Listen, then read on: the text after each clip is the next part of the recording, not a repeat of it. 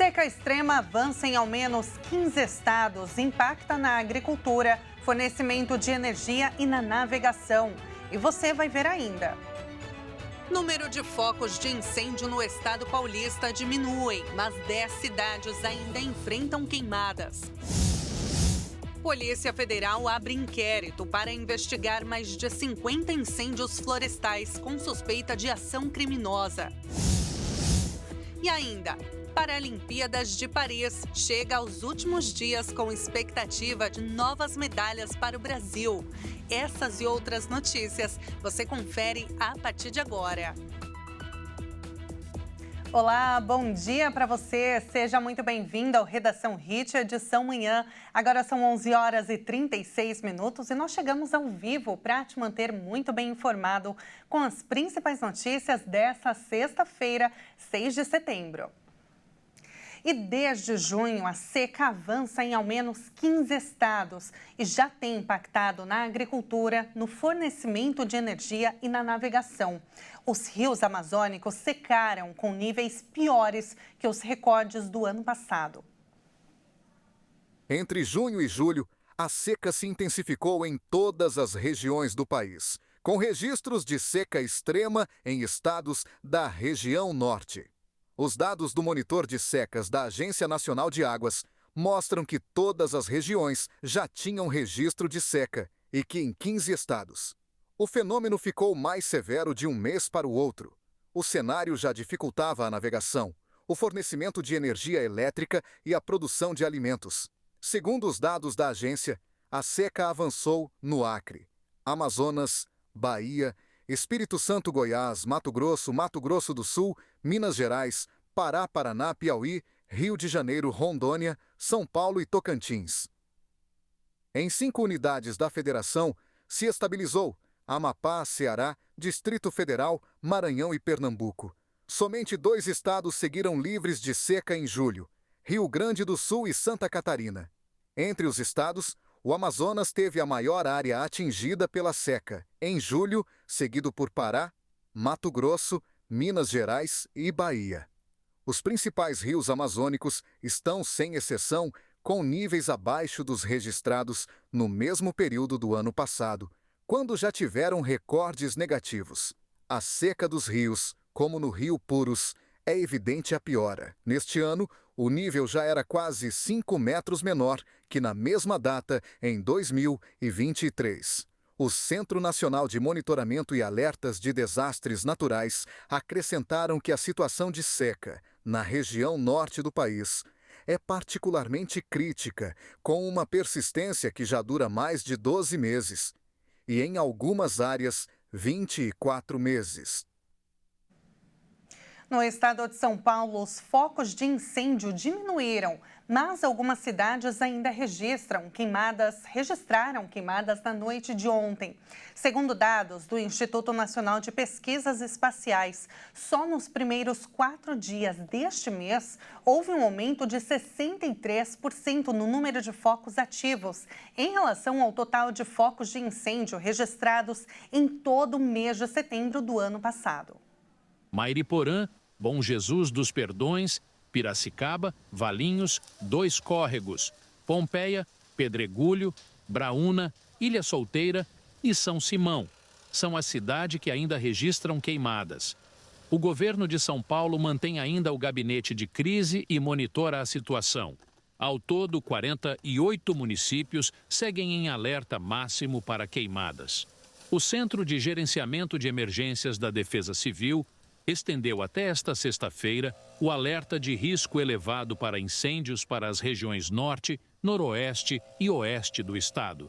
De acordo com dados do Instituto Nacional de Pesquisas Espaciais, 612 focos ativos de incêndio foram registrados nos primeiros 4 dias de setembro deste mês em São Paulo, o que representa um aumento de 63,2% em comparação ao total de focos registrados em todo o mês de setembro do ano passado, quando foram contabilizados 375 para os próximos dias. As áreas em alerta vão continuar com o tempo seco. As temperaturas continuam em elevação, com a umidade relativa do ar abaixo dos 20%. E a Polícia Federal está investigando mais de 50 casos de incêndios florestais com suspeita de ação criminosa. A hipótese de queimadas coordenadas pelo crime organizado não está descartada. Integrantes do governo federal dizem que indícios indicam que a ação humana intencional é a principal causa das queimadas que têm atingido diversas partes do país nas últimas semanas. Segundo dados oficiais, somente nos 5 primeiros dias do mês foram registrados mais de 20 mil focos de incêndio no Brasil. A Polícia Federal investiga atualmente 52 casos de incêndios florestais com a suspeita de ação criminosa, mas, até o momento, não há comprovação de ação orquestrada ou conexão com o crime organizado, mas essas hipóteses não estão descartadas. Representantes da gestão Lula estudam pedir aumento da pena para este tipo de ocorrência. Atualmente, o país enfrenta a pior seca desde que se tem registro. E com o auge da temporada ainda por vir, em outubro, a expectativa é que a situação possa se agravar. Nas últimas 2 semanas, 20 inquéritos foram abertos pela PF. A ministra do Meio Ambiente, Marina Silva, lembrou que o fogo já está proibido tanto pelas portarias que o governo federal vem fazendo desde o ano passado e pela decisão dos governos estaduais.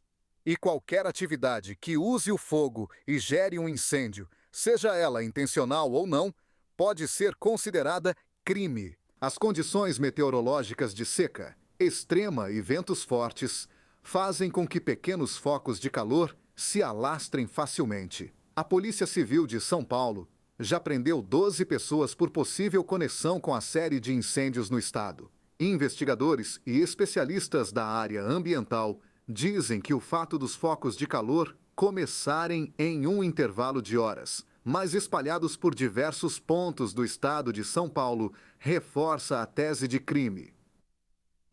E agora a gente muda de assunto. O CENIPA, o Centro de Investigação e Prevenção de Acidentes Aeronáuticos, divulga hoje o relatório parcial sobre o acidente da aeronave da Voipaz, que caiu em Vinhedo, no interior de São Paulo, no dia 9 de agosto e deixou 62 mortos. O documento vai trazer uma resposta inicial sobre as circunstâncias da queda, além de um alerta para autoridades de outros países que utilizam a aeronave. A avaliação preliminar da tragédia vai ser enviada à Organização Internacional da Aviação Civil. E veja a seguir a previsão do tempo na sua região neste final de semana. Os detalhes você fica sabendo na volta do intervalo. Nós voltamos já já.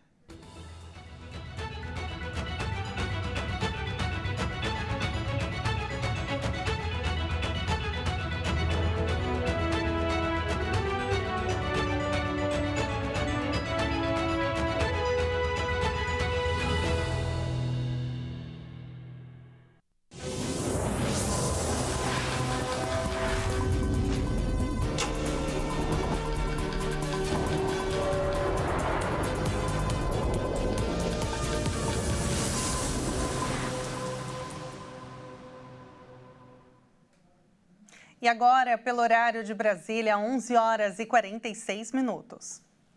E um novo remédio vai passar a ser custeado e distribuído pelo SUS, o Sistema Único de Saúde. O medicamento é destinado ao tratamento de um tipo de câncer infantil, o neuroblastoma de alto risco. A medida foi recomendada pela Comissão Nacional de Incorporação de Tecnologias. O neuroblastoma é o terceiro tipo de câncer infantil mais recorrente, depois da leucemia e de tumores cerebrais. O remédio, aprovado pela Conitec, Betadinutuximab, custa cerca de R$ 2 milhões e é indicado para casos de alto risco ou recidiva e já foi utilizado em mais de 1.000 pacientes de 18 países. O pedido de incorporação do medicamento foi submetido à Conitec em janeiro deste ano pelo laboratório farmacêutico Recordati, que comercializa o remédio com o nome Qarziba. Segundo o fabricante, ele melhora a sobrevida, aumenta a probabilidade de cura e reduz o risco de a doença voltar. A condição para o tratamento é a de que o paciente tenha sido previamente tratado com quimioterapia e alcançado pelo menos uma resposta parcial seguida de terapêutica mieloablativa e transplante de células-tronco. Em janeiro deste ano, uma campanha de arrecadação de recursos para o tratamento de Pedro, filho do indigenista Bruno Pereira, chamou a atenção para a urgência da incorporação do remédio ao SUS. Em apenas 3 dias, a campanha alcançou a meta, mas a família de Pedro se uniu a outras famílias que também vivenciam a dificuldade de acesso aos remédios para o tratamento da doença. A Conitec também aprovou a incorporação ao SUS de novos remédios para a doença pulmonar obstrutiva crônica. E o calor em São Paulo deu uma trégua. Desde ontem, o dia amanheceu com muitas nuvens nesta sexta-feira. Mas ao longo do fim de semana, as temperaturas voltam a subir. Acompanhe a previsão do tempo. O dia amanheceu com vento predominante de sudeste e termômetros na marca dos 14 graus. E não esquenta muito, a máxima prevista para hoje é de 21 graus. E os percentuais mínimos de umidade do ar em torno dos 60 graus. O dia termina com céu nublado e sem previsão de chuva. Mas a forte onda de calor, que está em boa parte do Brasil, volta a atingir a capital com temperaturas bem acima da média para o mês, assim como baixos índices de umidade do ar. Essa condição meteorológica deve iniciar já neste fim de semana e se manter ao longo da próxima. Com isso, o Centro de Gerenciamento de Emergências da Prefeitura de São Paulo recomenda que as pessoas se mantenham bem hidratadas e se protejam do sol em ambientes internos úmidos através de vaporizadores, toalhas molhadas e recipientes com água, além de evitar exercícios físicos ao ar livre entre 11 e 5 horas da tarde. O sábado, dia da independência do Brasil, deve começar com 15 graus, mas o sol passa a predominar entre poucas nuvens e favorece a elevação da temperatura. A máxima pode chegar aos 31 graus. Já no domingo, o dia amanhece mais quente, com 17 graus, e as temperaturas podem chegar até a marca dos 32 graus. Os índices de umidade do ar declinam, com valores médios por volta dos 20% em algumas regiões. E faltam 3 dias para o fim das Paralimpíadas de Paris. E o Brasil continua ganhando medalhas e com grandes chances de recorde de ouros na história do evento. Pela manhã, a brasileira Antônia Keila conquistou a medalha de bronze na final dos 1.500 metros do atletismo. É o maior recorde das Américas com 4 minutos e 29 segundos, que inclusive era da própria Keila. Próximo ao fim das Paralimpíadas de Paris, o Brasil está em 8º lugar no quadro de medalhas, com 15 ouros e em busca do seu recorde histórico, que é de 22 medalhas, contando com as de prata e bronze também. O país já tem 64 medalhas e seu maior número foi de 72 no geral. A expectativa de ocupar o primeiro lugar no pódio continua com disputas no judô, canoagem, atletismo, natação, halterofilismo e na esgrima.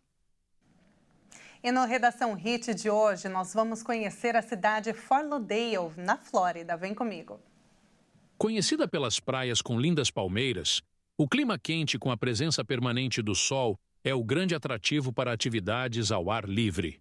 É a segunda maior cidade na área metropolitana de Miami e a maior no condado de Broward.